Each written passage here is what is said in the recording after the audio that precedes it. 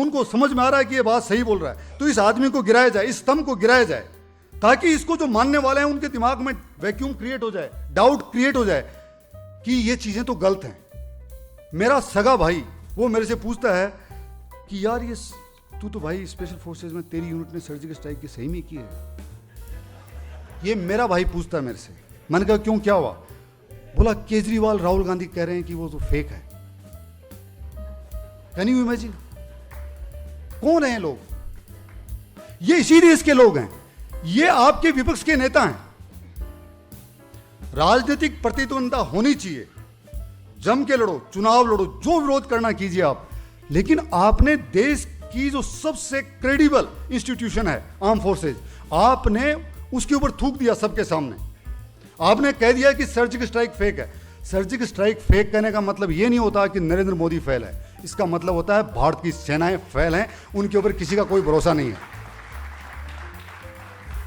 अगर मैं राहुल गांधी की जगह होता, मेरी लड़ाई नरेंद्र मोदी या केजरीवाल से हो सकती है, लेकिन जिस दिन सर्जिकल स्ट्राइक होती मैं शैंपेन की बोतल लेके जाता और मैं 10 बुके लेके जाता, एक प्राइम मिनिस्टर को देता, आर्मी चीफ को, उनको बोलता है कि ये बोतल है तो आप खोलो, मैं तो यहीं बैठ के पीने वाला हूं क्योंकि आपने इतना अच्छा किया।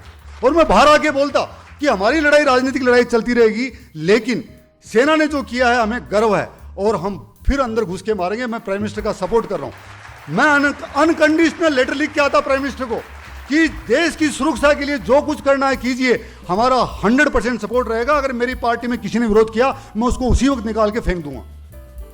लेकिन क्या होता है कि केरला के अंदर किसी एक समुदाय विशेष को खुश करने के लिए सड़क के ऊपर जब पूरे स्टेट का यूथ प्रेसिडेंट आके गाय का गला काटता है, तो पहले यह कहा जाता है कि वो पार्टी का नहीं है, और जब प्रूव हो जाता है कि वो पार्टी का है तो ये उसका व्यक्तिगत मामला है। ऐसा नहीं होता। फिर आप उसको घर पे लेके किस लिए लेके आए थे? आप किस लिए उसके साथ, और अभी भी पार्टी में क्यों नहीं निकाल देते आप? ये सब डिजाइन है। कुछ लोगों ने मेरे को कहा कि सैफ अली खान का जो बेटा है उसका नाम तैमूर है।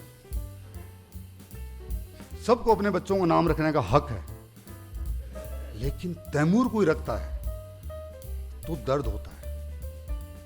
तैमूर नाम रखा नहीं गया है, यह आपको बताया गया है, यह आपको बताया गया है कि वो कौन आदमी था तैमूर, जिसने आपके पूर्वजों के गले काटे, और जब 1.25 मन जनेऊ इकट्ठी होती थी तब वो खाना खाता था।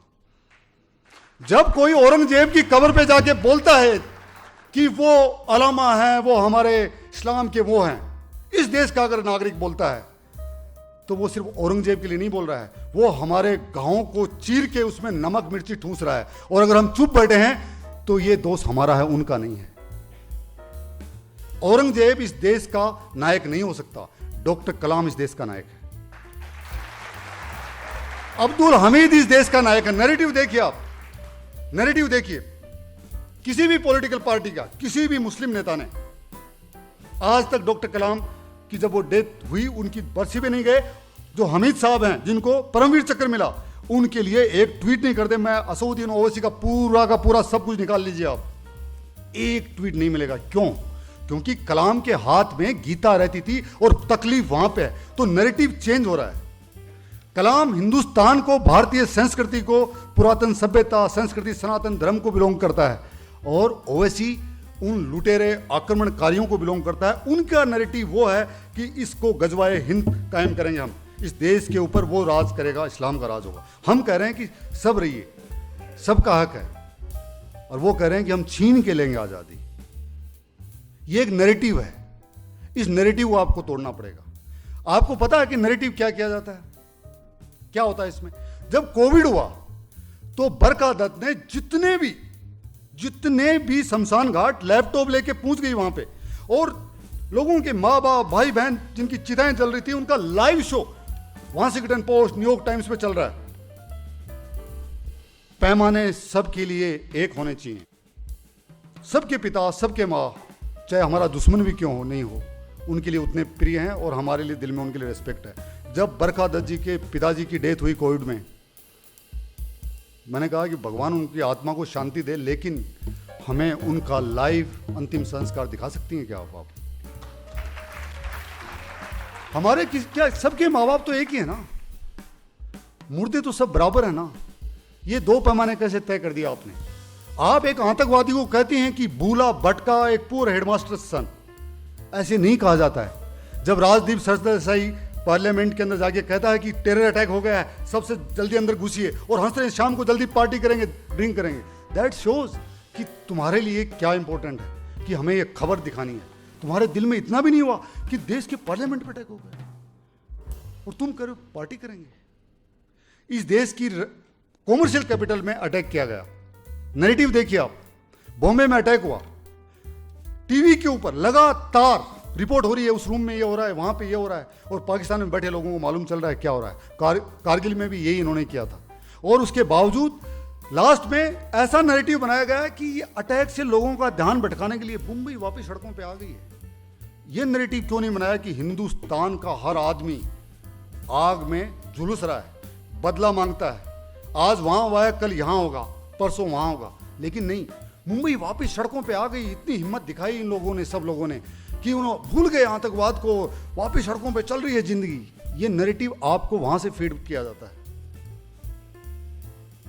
पूरा लड़ाई सिर्फ नैरेटिव का है।